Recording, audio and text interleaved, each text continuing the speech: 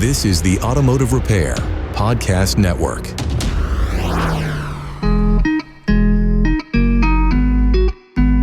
Welcome to another episode of Speak Up Effective Communication, the show on the Automotive Repair Podcast Network focused on your communication and your leadership skills. I'm your host, Craig O'Neill, and in our episode today, which is titled Practice, Practice, Practice, we're going to be talking about practice. That's exactly what we're going to be talking about on our episode today. This is all coming from a bookmark from Toastmasters that I mentioned in the previous episode. Fell out of my Bible the other day, and it was a topic that I had planned a series of episodes on, and I'm finally revisiting after doing a few other ideas instead, and had some new inspiration for how I wanted to approach these. And this is the bookmark I'm holding up now for those of you that are watching on YouTube. And there are 10 tips on here, and we are on tip number 2, practice, practice, practice. If you missed our previous episode, the first tip was actually know your material, but we tweaked that to be know thyself, because you are the medium. And now we are practicing. And I think the formula for this is why I love some of these tips and why I hate some of these tips. Practice, practice, practice is sort of a phrase that we all get used to. And I think it can kind of get lost in thing and just pure repetition, rehearsal, or whatever. And that's really how most people look at it. It's memorization. It's like you're an actor learning lines. It's mechanical. There's repetition of a script, perhaps. And it's just a thing about saying, especially if we're talking about public speaking or speeches in particular, much less phone call scripts, it's like a memorization ritual. We're going to go into this topic. There's some deep insights that I have on here from my background in martial arts. And that also brings me to our word of the day today. It's a unique one, mostly because it's Japanese. So the word of the day today is bunkai. And we will discuss that word and define it for you after we hear a word from our sponsors who make this show possible. AutoFlow is your partner in technology. With AutoFlow, enhance your client interactions in a single thread before, during, and after the visit. To see how AutoFlow makes it simple, visit autoflow.com.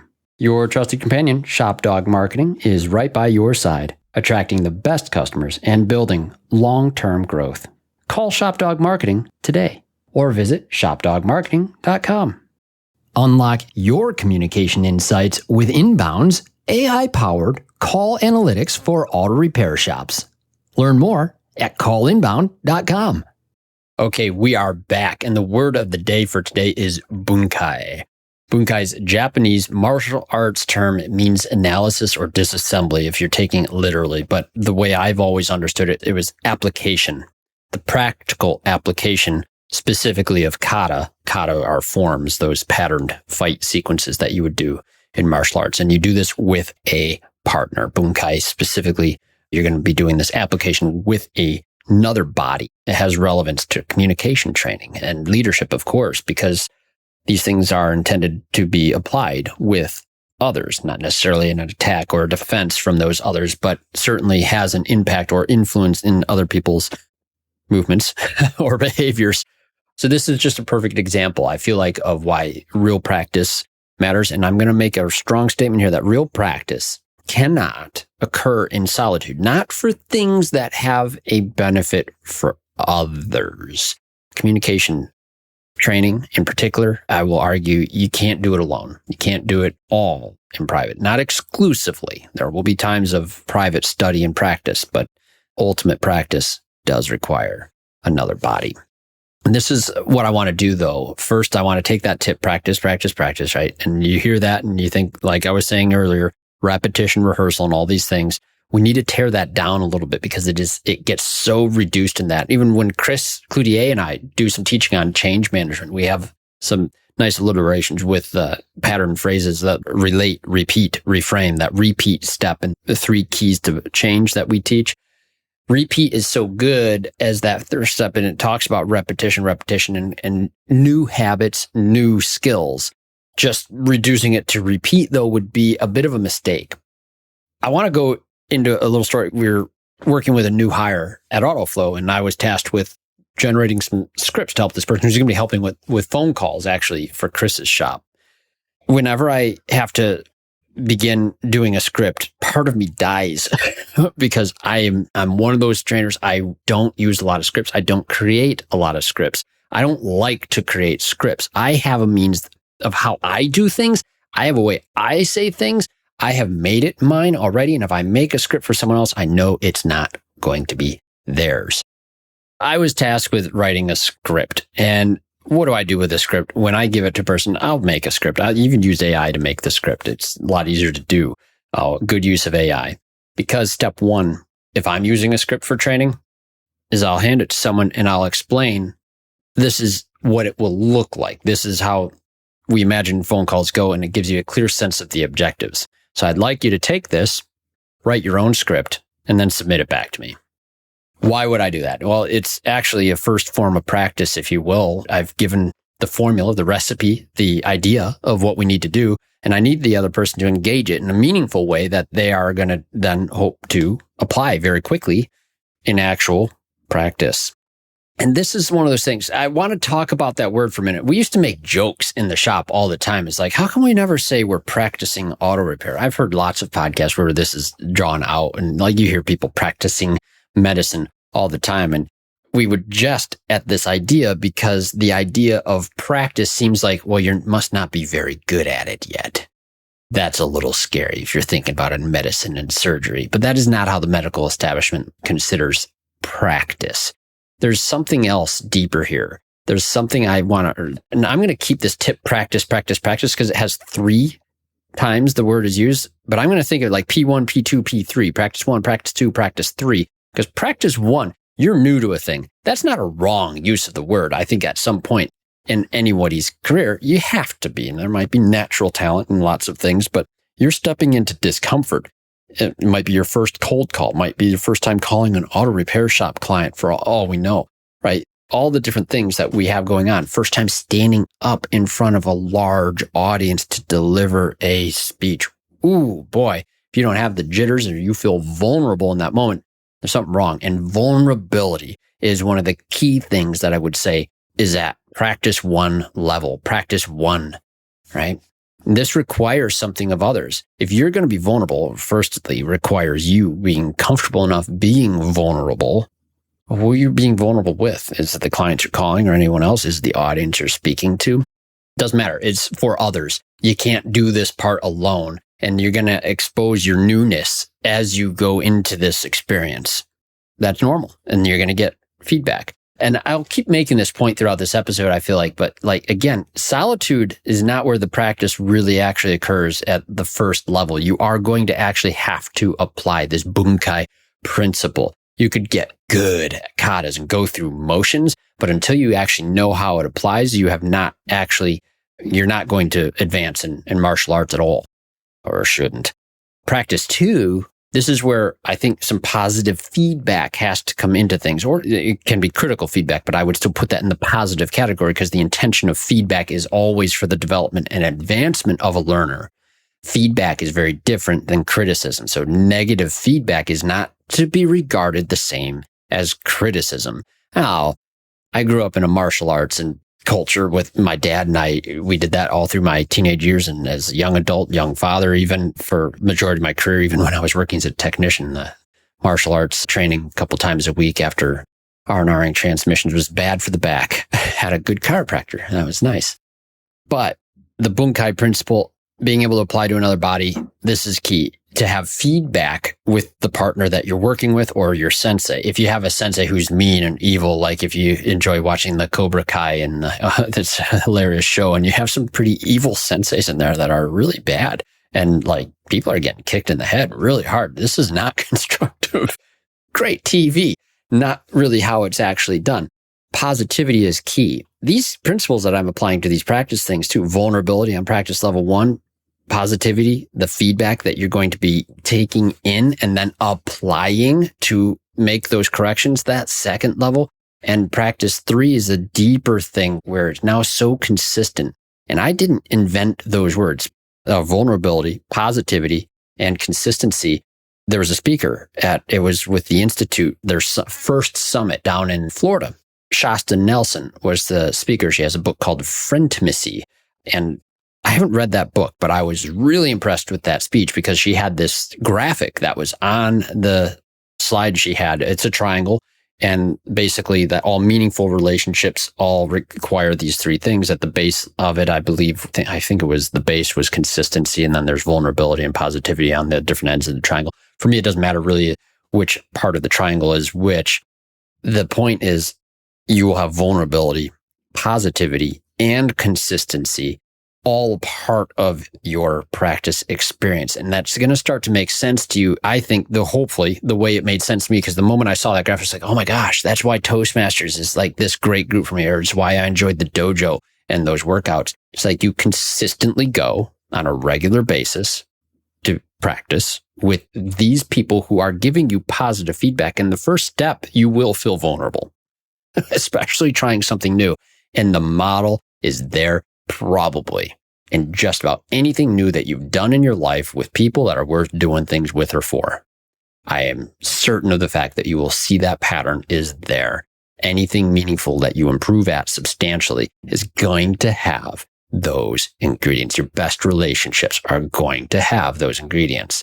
And let's invert it for just a moment here too, because I feel like practice sometimes is discouraged in auto repair, and we don't practice the way I understand medicine would practice, which is that higher tier of consistently, constantly evolving and bettering. Because what is the culture like? Bob Greenwood, I invoke him all the time. He's got some wonderful episodes here on the podcast app too. Definitely go check those out. His legacy is still there. But one of the things he constantly drove into me is that you must develop a learning culture in the shop, in the repair facility.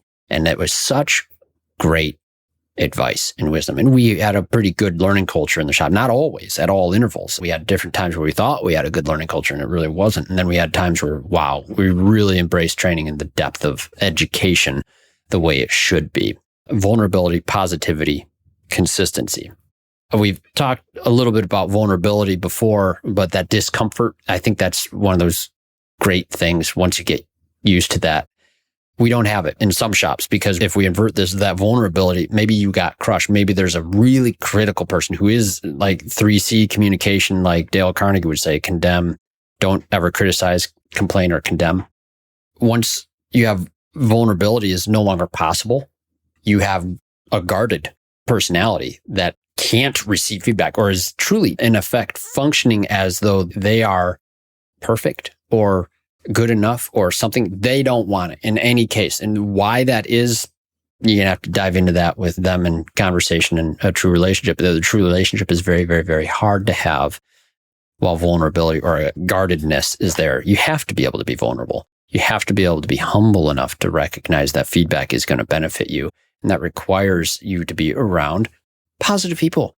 But the guarded people are probably not around positive people. Positivity is something that'd be lacking once you have that negative experience or criticism, or you feel like you're just not wanted there. Like if you make a mistake, they're looking for you to make a mistake so they can complain about you and try to get rid of you type of a thing. If you feel vulnerable in that way, yeah, you're going to have to try to defend yourself from that stuff. And of course, consistency.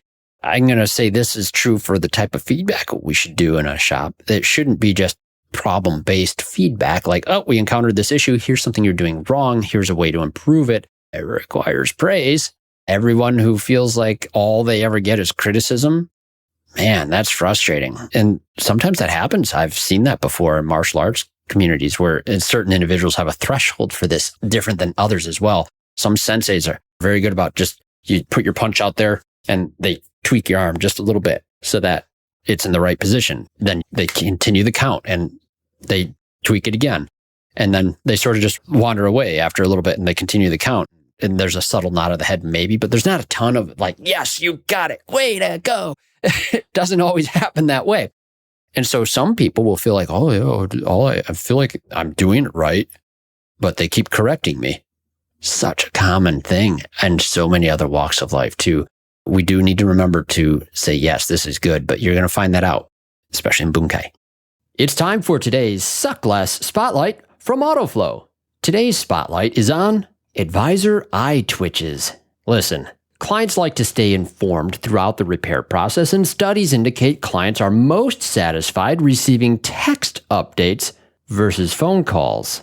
But call you they will, interrupting everything from estimating to quality conversations and your game of solitaire. That is, unless you text them first using AutoFlow. With AutoFlow's automated text updates, your phone only rings for the right reasons. That way, with less phone interruptions, your eye twitch will definitely suck less. For this and more things that could suck less, visit AutoFlow.com. Want to see your auto repair shop thrive? Are you looking to drive more customers to your auto repair shop? Let ShopDog Marketing be your guide. Our customer-first approach, combined with AI-driven creative content, ensures top rankings. Dominate mobile first and voice search with our specialized expertise. Reach out to ShopDog Marketing today and start growing your business. Don't miss out on this chance to boost your business. Visit shopdogmarketing.com. Inbound has exclusively served independent auto repair shops with expert communication solutions for years. Now, our robust VoIP platform ensures you stay connected while our industry-leading AI analytics take your business to the next level. We provide the tools you need to understand your customers and optimize every interaction.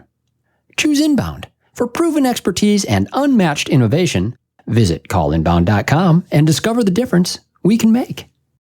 Evaluation and feedback. And I will always speak to Toastmasters on this, and Bunkai and martial arts. It's all related to me. This is the same thing and why I thrive in those environments.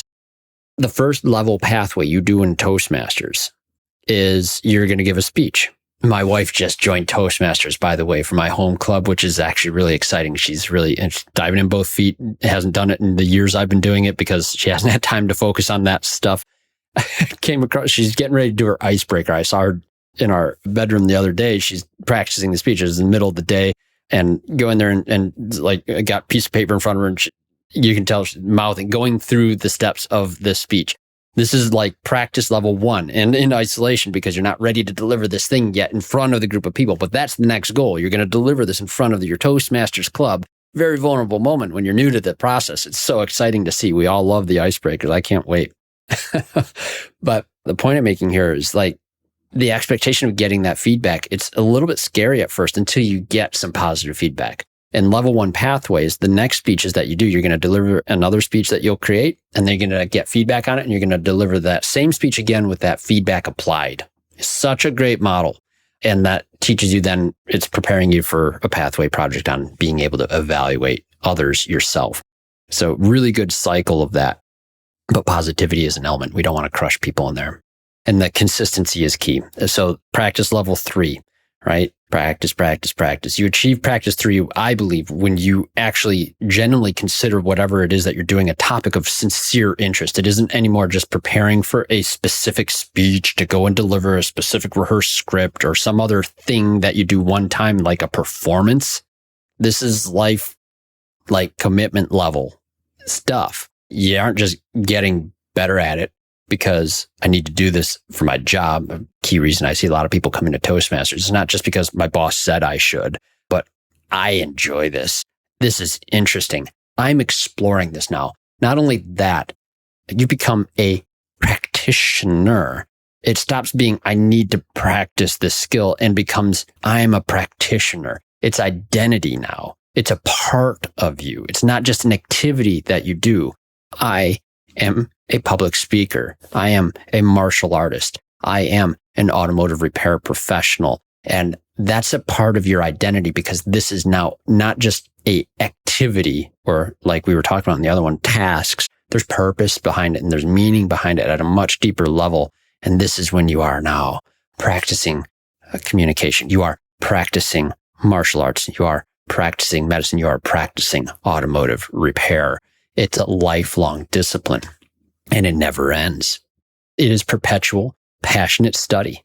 Martial artists know this. Black belt is really thought of as level 1. You stop becoming one of the Ku ranks, KYU, Ku, and now you are Udansha. And that's, yeah, you can teach some things now at a black belt level, but you're teaching basics when you're a first degree black belt. there's still a lifetime of study. My father, I think he's 7th Dan now, and he's age 65. By the time he gets to the next levels, it's even longer periods of time and whatnot. But from where I've known him, I remember when he became a black belt when I was young, and knowing how his martial arts is now, it's entirely different. The skill is insane. The power that he can generate, the smoothness of the technique, very different than what it would have been at the earlier levels. And it's really impressive, especially seeing that over a lifetime. And it's not something you arrive at because you've rehearsed it enough times. It's lifetime level. And that's, of course, a giving back thing. He teaches, he has a dojo. And at practice 3, you no longer are just learning from failures or mishaps or getting feedback and evaluation. You're actually capable of giving constructive feedback now to others. Again, Toastmasters model all over this, all over it. Yeah. I hope you see where I see this. It's not a boring topic to me. This to me is like one of the deeper things that once you fully grasp this and start doing this in my 20s, even early 30s, I have barely started to scratch at the behind some of these principles. And I feel like I'm only still now getting into some of the deeper meanings of this now in my early 40s. And this is why I plan never to retire. And someday when I'm no longer working in software or auto repair, I will be a teacher, an old teacher in a school. I don't care what subject, probably history though. And that's going to be my sense of purpose on there, because I really do believe that a life lived starting to really dive into those things, you can never stop at that point. You're going to be giving so much back because you've made this a true deep practice. Said a lot on this. I'm going to say there is one problem. It's a measurement problem. As you practice a thing, especially very specifically if you're new to a thing, measuring your progress is very difficult. And this is, again, why I will strongly suggest anything worth doing with others or for others, you cannot practice on your own because you can't see your own progress while you're making it. It's very hard to see that yourself. You will need some affirmation along the way. And one of the most powerful affirmations I get the privilege of doing with some of the people in my hometown and home club is saying, I remember when you first joined and what you're doing now. I hope you understand. Like, I think you're doing amazing. And it's such an amazing thing to see them start to recognize that too. And sometimes they need that nudge. Like, really? You think so? And then they can almost start to see themselves. And what a great spot to find yourself if that's where you are in your facility, your repair facility, your career point right now. Hopefully you can have that influence on others. And hopefully it shouldn't come as a surprise to them if you do give them a compliment, because you're very consistent with positive feedback. But practice in a vacuum is very risky in that regard. You may feel stagnant, stuck. Maybe you're not moving anywhere because you need some more bodies in your life that are going to contribute to those things. Without others, you might just be repeating the same mistakes with more confidence than you had before. You could be getting better at being wrong, and practice just shouldn't happen in solitude. I will say this too. There's a natural talent point that comes into some things like, man, it seems like some people just don't need practice. I think it's an abject lie. The amount of times that some people, like keynote speakers, give their talk, they've done those repetitively so times. And I will say this, like Toastmasters has these contests for public speaking. I see some of the things that win some years, and they seem to me outright performative. They don't seem like, hey, it was a great speech. There was speaking mechanics applied here and there and all these wonderful things. And it was entertaining or funny and all these things. It felt like a performance. Like I would watch a speech like that, like I would enjoy watching a Broadway production where someone has learned their lines and knows their role and is playing a part. Very different thing. Natural talent, I don't think fully ever really exists. I thought of something as I was preparing this episode. It feels like people with natural talent, they're just on the same road as you. They might have gotten on at a different on-ramp, same highway, and you're all going to be driving for the same amount of time. You just might be in different positions. You may even pass them. You don't know. You might accelerate a little faster than they do. I don't know. You don't know that. Natural talent can be a bit of a frustration, or it should be a frustration to some, because you might start to feel like you're good and get affirmed as good, and then you never develop. It was kind of my story growing up. A lot of people told me I write well or speak well. And then I meet Chris Cloutier and I do a stupid presentation where I never shut up or didn't pause or anything else or give people room to speak. And he suggested I go to Toastmasters, where I had some great professionals that give me some great advice. And I'm still learning. I'm working on it. But there's a relationship component to practice. And I hope that that's what you'll get out of this. Your relationship with practice and your relationship with people that you are practicing among. Every time you practice communication, you're also practicing relationships. There's a vulnerability of showing up repeatedly with imperfections visible. The positivity of giving and receiving constructive feedback is something I think you can all learn. The consistency of being a part of a community over time is something I hope everybody will feel. Don't forget that framework, that Shasta Nelson thing. Look up that Frientimacy book if that's an interesting topic to you, and to see the vulnerability, positivity, consistency, all meaningful relationships. We'll have that. Some great material there. It was such a great speech. And that's that.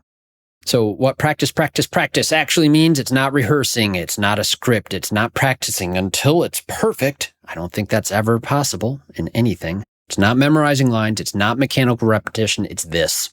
Show up vulnerably to learn the new thing. Level 1, receive and apply feedback with positive feedback. Level 2, and stay consistently curious for a lifetime. That's level 3. That's practitioner level. None of it works without other people. Practice is relationship. Relationship is practice. They're the same thing. So next episode, we're going to take tip number 3. Probably going to do 3 and 4 in the next episode in one episode, because it's know the audience and know the room. And I am looking forward to that topic next. And hey, if you have topics you want to hear about, please reach out to me here at speakup@craigoneil.net. I know my email. O'Neill, O'Neill, 2 L's.